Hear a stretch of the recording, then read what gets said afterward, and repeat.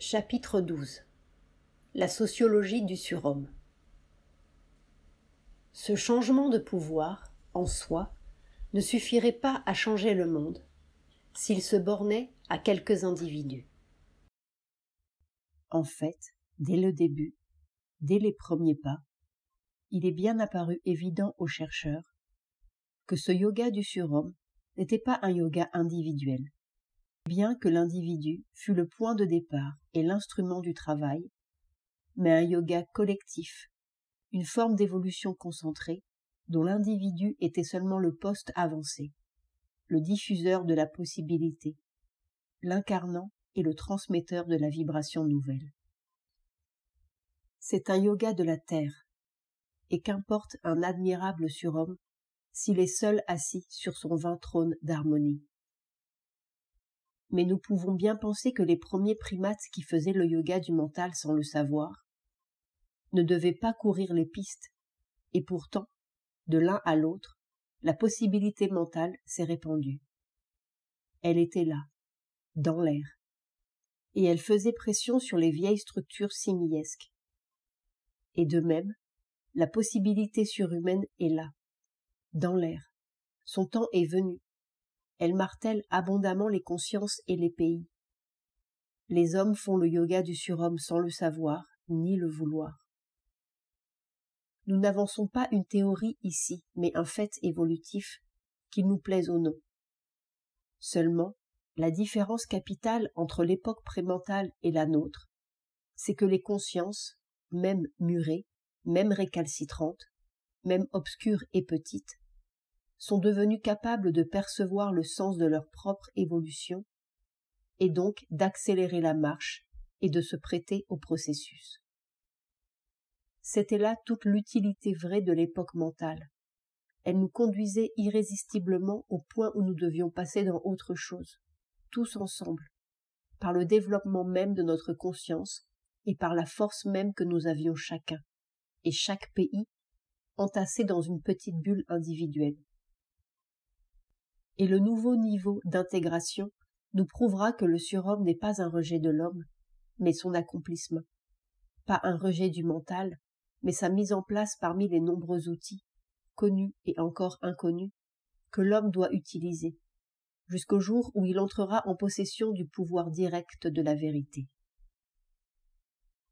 Cette compréhension du grand but, ou disons plutôt du prochain but, car le déroulement est infini, est l'une des clés de la réalisation collective. Il suffit d'une petite faille dans les consciences, d'un infime appel d'air, d'une toute petite prière un jour, comme ça, sans que l'on sache pourquoi, pour que la possibilité nouvelle se précipite et change toute notre manière de voir et de pouvoir. Elle n'attend pas de grands efforts ni de discipline ardue, nous l'avons dit. Elle attend un moment d'abandon, un petit cri là-dedans, une petite flamme qui se réveille. Et quand les hommes, quelques hommes, auront une fois goûté de ce vin-là, ils ne pourront plus jamais reprendre la vieille routine de la souffrance. Quel est donc le rôle de ceux qui commencent à comprendre, peut-être à expérimenter? Comment insérer leur travail dans le yoga inconscient de l'humanité? Comment faire tache d'huile et accélérer le mouvement? Quelle sorte de réalisation collective peuvent-ils apporter au monde comme un échantillon de ce qui sera? La première vague de cette nouvelle conscience est très visible. Elle est chaotique à souhait. Elle s'est emparée des êtres sans qu'ils y comprennent rien. Partout nous voyons son flux et son reflux. Les hommes ont été pris d'errance ou d'aberrance. Ils se sont mis en quête de quelque chose qu'ils ne comprenaient pas, mais qui poussait, pressait dedans. Ils se sont mis en route vers n'importe quoi. Ils ont frappé à toutes les portes, les bonnes, les mauvaises, enfoncé des murs et des moulins à vent, où, tout d'un coup, pris de rire, ils ont laissé leurs clics et leurs claques et dit bonsoir au vieil établissement. Il est bien normal que la première réaction soit aberrante, puisque par définition, elle sort du vieux circuit, comme le primate, tout d'un coup, est sorti de la sagesse instinctive du troupeau. chaque passage à un équilibre supérieur est d'abord un déséquilibre et une corruption générale du vieil équilibre. Ces apprentis surhommes, qui ne se connaissent pas eux-mêmes, se rencontreront donc plus probablement parmi les éléments hétérodoxes de la société, les bons à rien, soi-disant, les bâtards, les récalcitrants de la prison générale, les révoltés d'on ne sait quoi, sinon qu'ils n'en veulent plus. Ce sont les nouveaux croisés d'aucune croisade, les partisans sans parti, les contres tellement contre qu'ils ne veulent même plus des contre ni des pour, qu'ils veulent tout autre chose, sans plus, sans moins, sans offensive ni défensive, sans noir, sans bien, sans oui, sans non, complètement autre chose, et complètement en dehors de toutes les pirouettes et retournements de la mécanique qui voudrait encore les attraper dans les filets de ses négations, comme dans les filets de ses affirmations.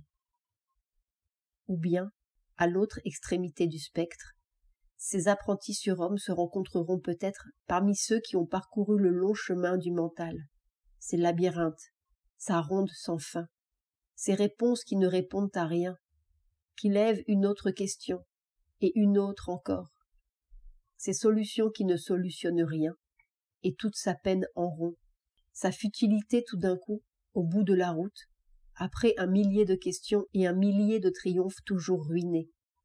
Ce petit cri au bout, d'un homme devant rien, qui soudain se retrouve comme un enfant désarmé, comme si tous ces jours et ces ans et ce labeur n'avaient jamais été, comme s'il ne s'était rien passé, pas une seconde de vrai, pendant 30 ans. Alors, ceux-là aussi se mettent en route. Là aussi, il y a une faille pour le possible. Mais les conditions mêmes de l'arrachement au vieil ordre risquent de falsifier pendant longtemps la quête du nouvel ordre. Et d'abord, cet ordre n'existe pas, il est à faire. C'est tout un monde à inventer. Et l'aspirant surhomme, ou disons simplement l'aspirant à autre chose, doit se mettre devant une première évidence. La loi de la liberté est une loi exigeante, infiniment plus exigeante que toutes les lois imposées par la mécanique. Ce n'est pas une glissade dans n'importe quoi, mais un arrachement méthodique à un millier de petits esclavages. Ce n'est pas un abandon de tout, mais au contraire, une prise en charge de tout, puisque nous ne voulons plus être pris en charge par qui que ce soit, ni quoi que ce soit. C'est un suprême apprentissage de la responsabilité, celle d'être soi, qui finalement est d'être tout. Ce n'est pas une fuite, mais une conquête, pas une grande vacance de la mécanique, mais une grande aventure dans l'inconnu de l'homme. Et tout ce qui risque d'entraver cette suprême liberté, à n'importe quel niveau et sous n'importe quel visage, doit être combattu aussi farouchement que les policiers et les législateurs du vieux monde. Nous ne quittons pas l'esclavage du vieil ordre pour tomber dans le pire esclavage de nous-mêmes, dans l'esclavage d'une drogue, l'esclavage d'un parti, l'esclavage d'une religion ou d'une autre, d'une secte ou d'une autre, d'une bulle dorée ou blanche. Nous voulons cette liberté qui est de sourire à tout et d'être léger partout, semblable dans la nudité comme dans la para, dans une prison comme dans un palais, dans le vide comme dans le plein. Et tout est plein parce que nous brûlons de cette seule petite flamme qui possède tout pour toujours. Que feront-ils, ces errants, ces transhumants d'une nouvelle patrie qui n'existe pas encore? Et d'abord, ils ne bougeront peut-être pas du tout. Ils auront peut-être compris que le changement est à faire dedans, et que si rien n'est changé dedans, jamais rien ne sera changé dehors pour les siècles des siècles. Ils resteront peut-être là où ils sont, dans cette petite rue, ce pays gris, sous un humble déguisement, une vieille routine, mais qui ne sera plus une routine parce qu'ils feront tout avec un autre regard, un autre sens, une autre attitude. Un sens dedans qui change tous les sens. Et s'ils persévèrent, ils s'apercevront que cette seule petite goutte de lumière vraie, qu'ils portent en eux, a le pouvoir, subrepticement, de tout changer autour d'eux. Dans leur petit cercle sans prétention, ils auront travaillé au nouveau monde et précipité un peu plus de vérité sur la terre. Mais en vérité, Nul cercle n'est petit, quand il a ce centre-là, puisque c'est le centre de tout. Ou bien, un jour, peut-être, se sentiront-ils poussés à rejoindre leurs semblables du Nouveau Monde, à bâtir avec eux quelques vivants témoignages de leur aspiration, comme d'autres bâtissaient des pyramides ou des cathédrales, peut-être une cité du Nouveau Monde. Et là commence une grande entreprise et un grand danger. Nous avons été tellement mécanisés, extériorisés, projetés en dehors de nous-mêmes par notre habitude de dépendre d'une mécanique ou d'une autre, que notre premier réflexe est toujours de chercher le moyen extérieur, c'est-à-dire l'artifice, parce que tous les moyens extérieurs sont des artifices, c'est-à-dire le vieux mensonge.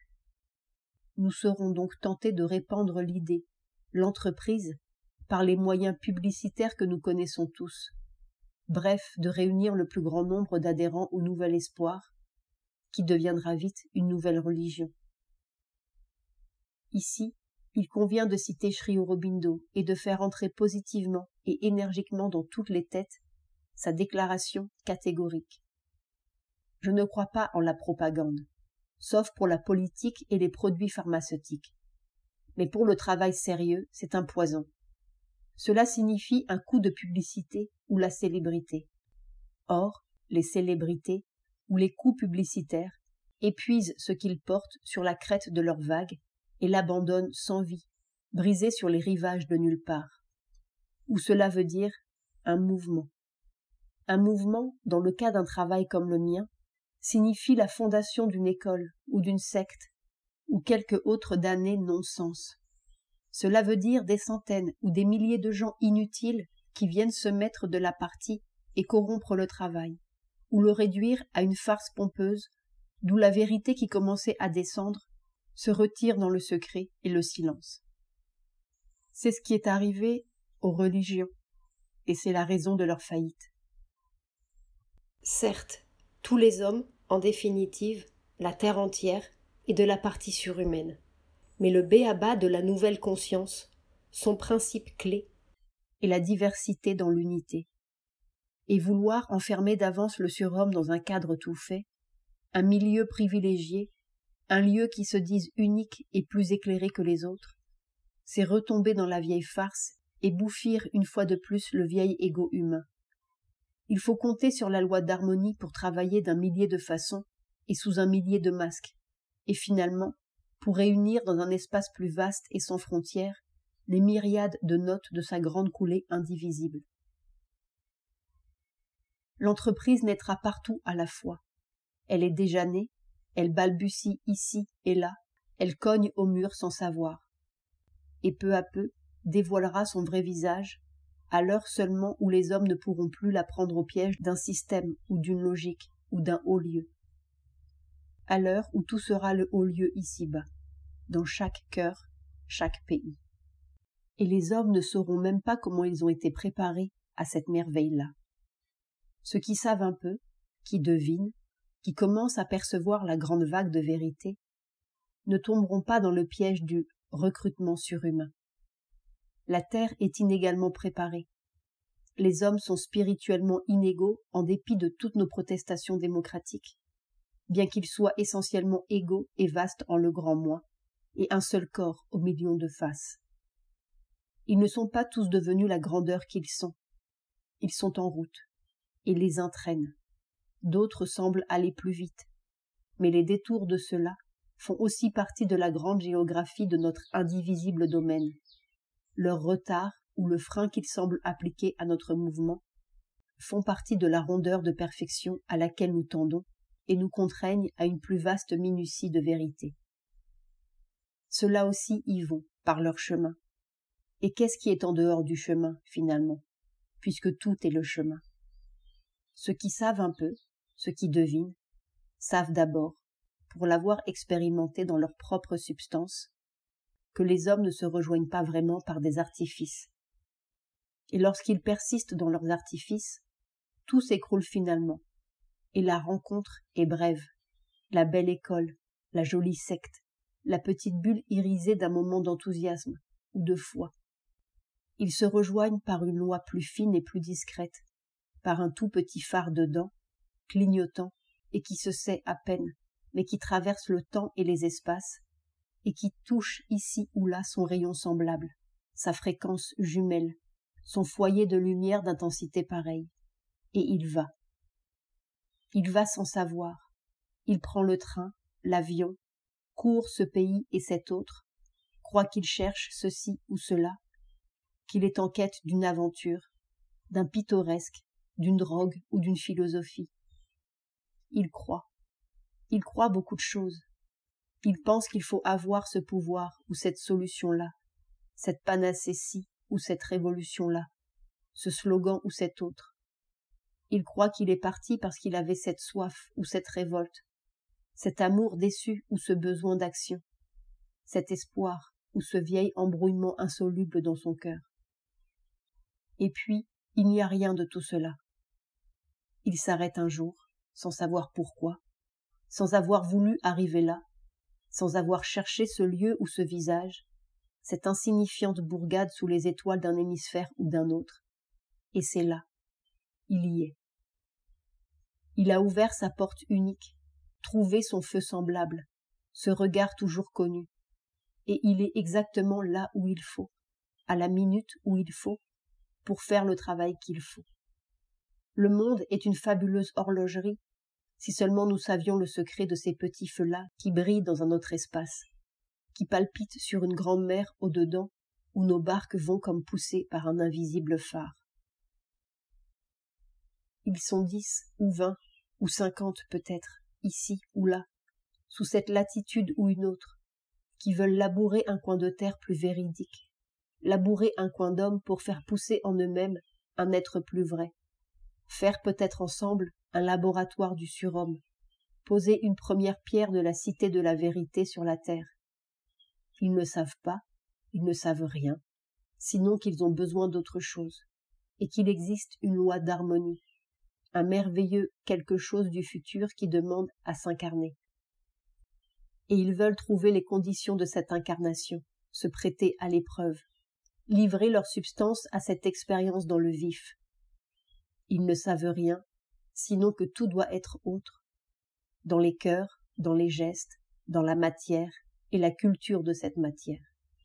Ils ne cherchent pas à faire une nouvelle civilisation, mais un autre homme, pas une supercité parmi les millions de buildings du monde, mais un poste d'écoute des forces du futur, un suprême yantra de la vérité, un conduit, un chenal pour tenter de capter et d'inscrire dans la matière une première note de la grande harmonie, un premier signe tangible du nouveau monde. Ils ne se posent en champions de rien.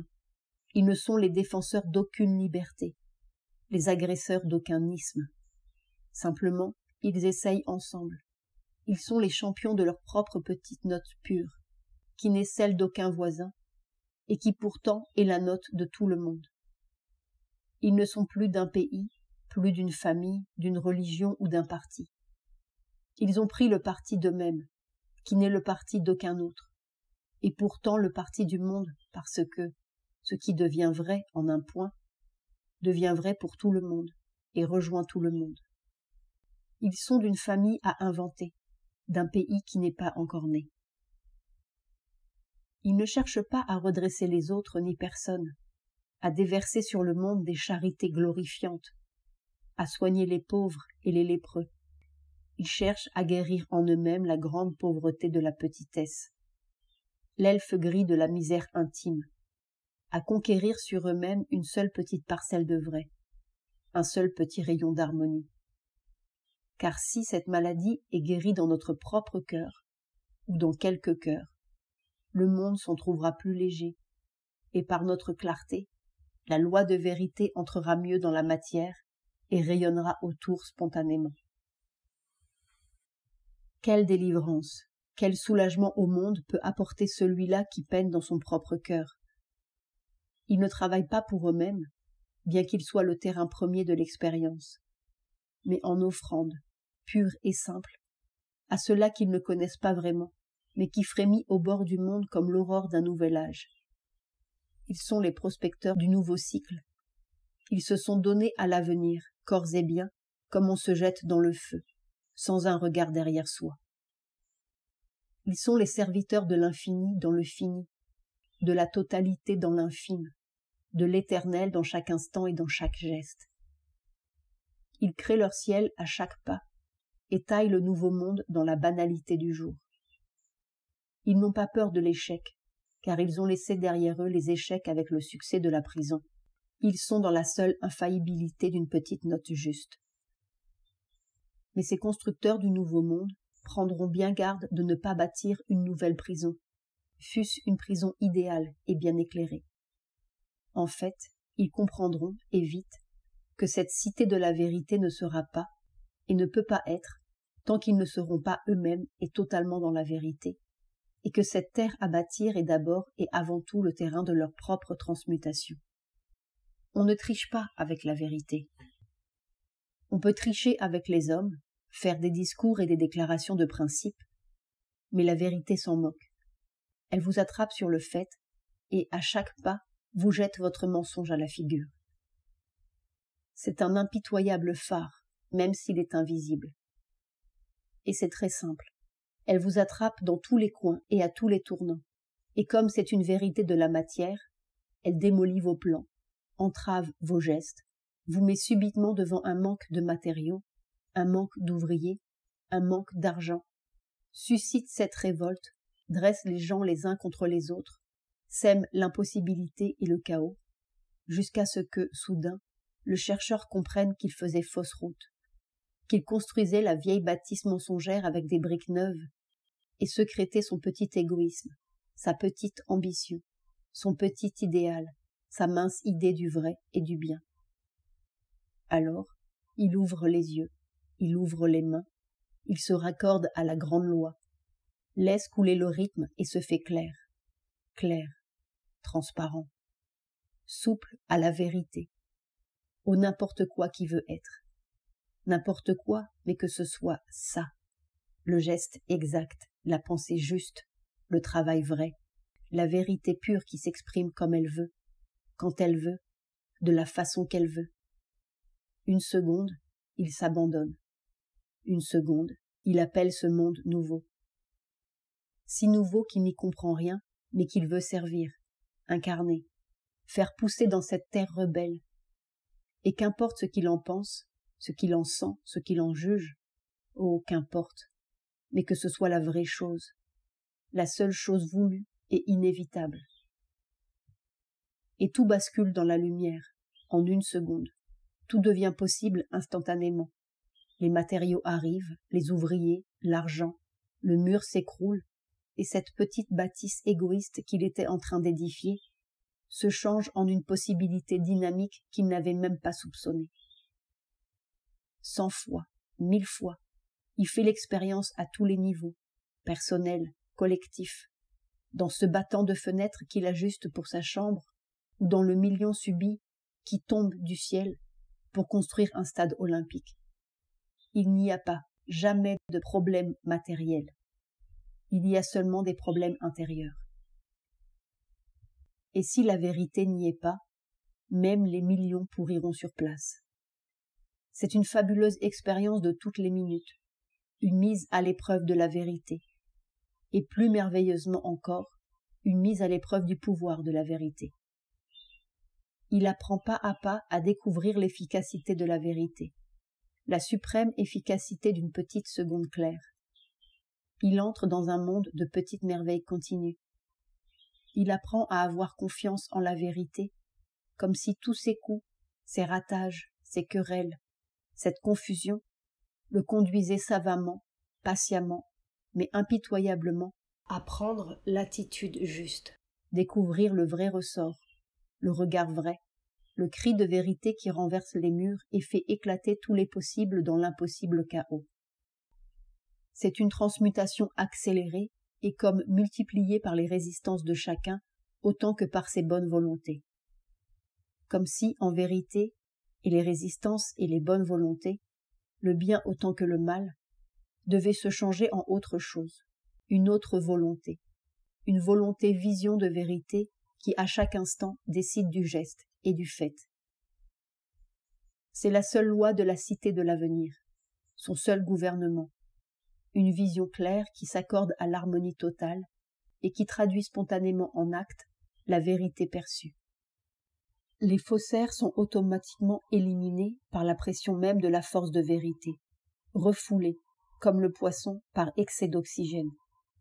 Et si un jour, ces 10 ou ces 50 ou ces 100-là pouvaient bâtir une seule petite pyramide de vérité dont chaque pierre aurait été posée avec la note juste, la vibration juste, l'amour simple, le regard clair et l'appel du futur, en vérité la cité entière serait bâtie, parce qu'ils auraient bâti en eux-mêmes l'être du futur. Et peut-être la terre entière s'en trouverait-elle changée, parce qu'il n'y a qu'un corps, parce que cette difficulté de l'un est la difficulté du monde, cette résistance, cette obscurité de l'autre, sont la résistance et l'obscurité du monde entier, et que cette toute petite entreprise d'une petite ville sous les étoiles est peut-être l'entreprise même du monde, le symbole de sa transmutation, l'alchimie de sa douleur, la possibilité d'une terre nouvelle par la seule transfiguration d'un coin de terre et d'un coin d'homme. Il est donc probable que pendant longtemps, cette cité en construction sera un lieu où les possibilités négatives seront comme exacerbées autant que les possibilités positives, sous l'impitoyable pression du phare de vérité. Et le mensonge a l'art de s'accrocher à d'infimes détails, la résistance de s'agglutiner à des banalités insignifiantes, qui deviennent le signe même du refus. Le mensonge sait faire de grands sacrifices. Il sait se discipliner, idéaliser, entasser des mérites et des bons points, mais il se trahit dans le minuscule. C'est son dernier repère.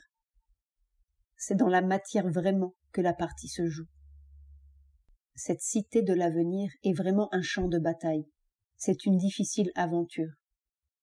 Ce qui se décide là-bas avec des mitrailleuses, des guérillas et des hauts faits, se décide ici avec de sordides détails et une invisible guérilla du mensonge. Mais une seule victoire sur un petit égoïsme humain est plus lourde de conséquences pour la Terre que le remaniement de toutes les frontières de l'Asie, car cette frontière-là et cet égoïsme-là sont le barbelé originel qui divise le monde. Aussi bien, l'apprenti surhomme pourra-t-il commencer sa bataille très tôt, non seulement en lui-même, mais dans ses enfants, et non seulement à la naissance de l'enfant, mais dès sa conception. Nous naissons sous une cloche de plomb. Elle nous entoure bien, elle est hermétique et invisible, mais elle est là. Elle coiffe nos moindres gestes, nos moindres réactions. Nous naissons tout fait, pourrions-nous dire. Mais cette facture-là n'est pas la nôtre, ni dans le meilleur, ni dans le pire. C'est un million de sensations, qui ne sont pas encore des pensées, mais comme des semences de désir ou de répulsion, des odeurs de crainte, des odeurs d'angoisse comme un subtil salpêtre qui tapisse nos caves, des couches et des couches de défense et d'interdit, et quelques rares permissions qui sont comme la même fuite d'une même ruée obscure dans nos tunnels. Et puis, là-dedans, un petit regard étonné qui n'y comprend rien, mais à qui l'on a vite fait d'apprendre la vie, le bien, le mal, la géométrie et les tables de la loi. Un petit regard qui se voile, et qui n'y comprend définitivement plus rien quand on lui a tout fait comprendre. Parce que le principe évident, naturel, est qu'un enfant ne comprend rien et qu'il faut lui apprendre à vivre. Mais il se pourrait fort bien que l'enfant comprenne très bien, même si ce n'est pas conforme à nos structures, et que nous lui apprenions seulement à enterrer sa connaissance pour la remplacer par une science toute faite, qui l'enterre pour de bon. Et nous passons 30 ans de notre vie à défaire ce qu'ils ont fait, à moins que nous ne soyons un sujet particulièrement réussi, c'est-à-dire un emmuré définitif, consentant, poli et diplômé. Une bonne partie du travail consiste donc, non pas à faire, mais à défaire cet envoûtement. On nous dira que cette lutte est fructueuse, qu'elle nous enrichit, fait nos muscles et notre personnalité. C'est une fausseté. Elle nous durcit, elle nous fait des muscles militants et risque de nous enfoncer dans un contre aussi nocif que le pour. Et par-dessus le marché, elle ne nous fait pas une personnalité, mais un masque. Car la vraie personne est là, toute là, candide et grande ouverte, dans le regard d'un enfant qui vient de naître. On y ajoute seulement la misère de la lutte. Nous croyons formidablement, intensément, aveuglement en le pouvoir de la souffrance. C'est le sceau subconscient de toute notre civilisation occidentale depuis 2000 ans. Et peut-être était-elle nécessaire, vu l'épaisseur de notre substance. Mais la loi de la souffrance est une loi du mensonge. Ce qui est vrai sourit, c'est tout. La souffrance est le signe de la fausseté. Elle va avec elle. Elle est le produit de la fausseté. Et croire que cette souffrance nous enrichit, c'est croire que la tuberculose est un bienfait des dieux. Encore que la tuberculose puisse nous aider aussi à briser la carapace du mensonge. Cette vertu négative, comme toutes les vertus, laisse à jamais sur nous une ombre. Et même le soleil découvert est encore taché par cette ombre-là. Les coups, en vérité, et par nécessité physique, laissent leurs contre-coups, et font des délivrés au cœur brûlant qui se souviennent d'avoir souffert. Ce souvenir-là est encore un voile sur le regard candide. La loi des dieux est une loi ensoleillée. Et peut-être toute l'œuvre de Sri Aurobindo et de la mer est-elle d'avoir apporté au monde la possibilité d'une voie ensoleillée, où il ne soit plus besoin de souffrance, ni de douleur, ni de catastrophe pour progresser. L'apprenti surhomme ne croit pas en la souffrance, il croit en l'enrichissement de la joie, il croit en l'harmonie. Il ne croit pas en l'éducation, il croit en le pouvoir de vérité qui est au cœur de toute chose et de tout être. Il aide seulement cette vérité à croître avec le moins d'entraves possible. Il a confiance en le pouvoir de cette vérité. Il sait que l'homme va toujours, inexorablement, à son but, en dépit de tout ce qu'on peut lui dire ou lui apprendre. Il cherche seulement à supprimer ce « en dépit ». Il arrose seulement cette petite pousse de vérité, et encore avec prudence, car il est des pousses qui aiment les sables et les rocailles. Mais déjà, dans cette cité, disons plutôt dans ce laboratoire de l'avenir, l'enfant naîtra dans des conditions moins étouffantes. Il ne sera pas suggestionné, guetté à tous les coins de rue par des affiches hurlantes, pas vicié par la télévision, empoisonné par les cinémas vulgaires, pas encombré par toutes les vibrations d'angoisse ou de crainte ou de désir que sa mère a pu soigneusement entasser dans son ventre avec les lectures distrayantes ou les films débilitants ou un foyer anxieux, car tout s'inscrit, la moindre vibration, le moindre choc, tout rentre comme chez soi dans l'embryon et y reste et s'y entasse.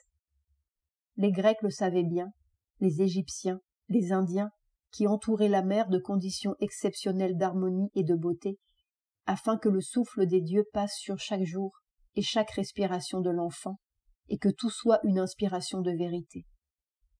Et quand la mère et le père décidaient d'avoir un enfant, ils le faisaient comme une prière, un sacrifice pour que s'incarnent les dieux de l'avenir.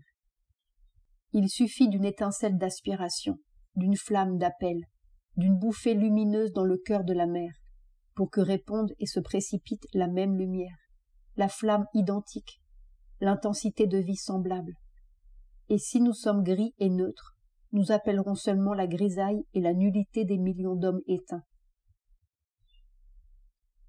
L'enfant de cette cité naîtra avec une flamme. Il naîtra consciemment, volontairement, sans avoir à défaire des millénaires d'animalité ou des abîmes de préjugés.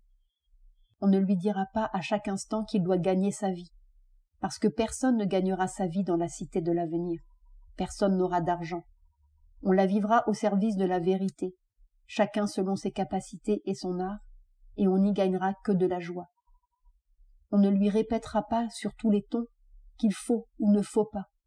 On lui montrera seulement la tristesse instantanée de ne pas écouter la petite note juste. On ne le harcèlera pas avec l'idée du métier à découvrir, de la réussite à faire, de la victoire sur autrui, du premier de classe ou du dernier de classe, parce que personne ne réussit ni n'échoue dans la cité de l'avenir. Personne ne fait un métier, personne ne triomphe des autres. On fait le seul métier d'une petite note claire qui éclaircit tout, fait tout pour nous, dirige tout pour nous, réunit tout dans son harmonie tranquille. et réussit la seule réussite d'être en accord avec soi-même et avec tout. On ne lui apprendra pas à dépendre d'un maître, dépendre d'un livre, dépendre d'une machine, mais à se fier à cette petite flamme dedans, cette petite coulée joyeuse qui guide les pas, amène la découverte, fait trébucher par hasard sur l'expérience et vous livre la connaissance comme en se jouant. Et il apprendra à cultiver les pouvoirs de son corps, comme d'autres aujourd'hui cultivent le pouvoir des boutons de machine. On n'enfermera pas ses facultés dans un moule de vision et de compréhension tout fait. On encouragera sa vision, qui n'est pas des yeux, sa compréhension, qui n'est pas des livres, ses rêves des autres mondes qui préparent celui de demain, ses communications directes et ses intuitions immédiates, ses sens subtils.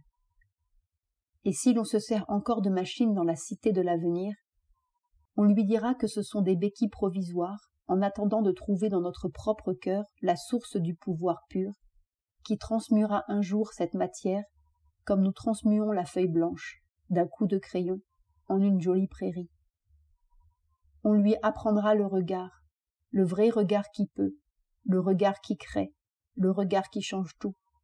On lui apprendra à pouvoir par lui-même et à croire en son propre pouvoir de vérité, et que plus on est pur et clair, en harmonie avec la loi, plus la matière obéit à la vérité. Et au lieu d'entrer dans une prison, l'enfant entrera dans un monde ouvert où tout est possible, et où tout est effectivement possible, car il n'est d'impossibilité que celle que nous croyons. Et finalement, l'enfant grandira dans une atmosphère d'unité naturelle, où il n'y aura pas de toi, moi, tiens, mien, où on ne lui aura pas appris à chaque instant à mettre des écrans et des barrières mentales, mais à être consciemment ce qu'il est inconsciemment depuis toujours, à se prolonger dans tout ce qui est, dans tout ce qui vit, à sentir dans tout ce qui sent, comprendre par une même respiration profonde, par un silence qui porte tout, à reconnaître partout la même petite flamme, à aimer partout la même petite coulée claire, et à être moi partout sous un millier de visages et dans un millier de musiques qui sont une seule musique. Alors, il n'y aura plus de frontières dedans, dehors, plus de je veux, je prends, plus de manque, plus d'absence, plus de moi tout seul et enfermé, plus de contre, plus de pour ni de mal ni de bien. Il y aura une seule, suprême harmonie au millier de corps qui touchent sa note dans celui-ci, dans celui-là, cette circonstance et cet accident-là, ce geste ici, ce geste-là, et qui accorde tout dans un unique mouvement dont chaque minute est parfaite, et chaque acte véridique, chaque parole exacte, chaque pensée juste, chaque écrit rythmique, chaque cœur à l'unisson. Et la vérité modèlera la matière selon sa vision juste. Et cette petite cité sans frontières rayonnera autour par son simple pouvoir de vérité, attirant ce qui doit être attiré, écartant ce qui doit être écarté, simplement par sa propre force de concentration, touchant ce point de l'univers ou cet autre, cette âme ici, cette âme là, répondant aux 1000 appels invisibles, et mettant sans cesse sa haute note claire qui éclaircira le monde et allégera les cœurs sans même qu'ils en sachent rien. Car telle est la vérité, si simple que personne ne la voit, si légère qu'elle court le monde en un instant, dénoue les nœuds, traverse les frontières, et déverse sa merveilleuse possibilité au milieu de toutes les impossibilités, au moindre appel.